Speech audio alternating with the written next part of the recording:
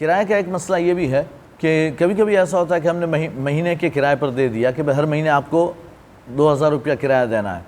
اب یہ 2000 روپیہ مکان دکان جس کا بھی ہم نے کرایہ پر وہ یا سامان ہو تو ہم نے کرایہ پر دے دیا کہ اس کا اتنا کرایہ ماہانہ 2000 روپیہ.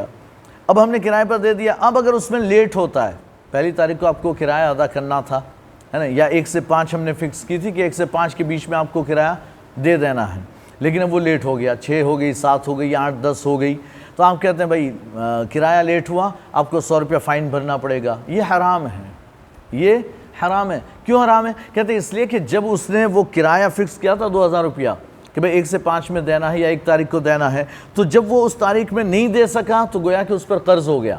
کرایہ پر دینے والے کا اس پر کیا ہو گیا؟ قرض. بھائی 2000 روپیہ تیرے اوپر میرا قرضہ.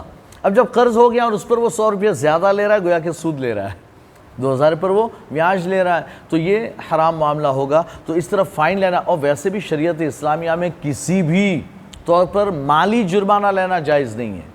کسی بھی طور پر مالی جرمانہ جائز نہیں ہے کہ آپ نے یہ کام کیا تو اتنا فائن بھر دو, آپ نے اپنی شادی میں ڈی جے بجوایا تو آپ کو مسجد میں 25,000 دینے پڑیں گے.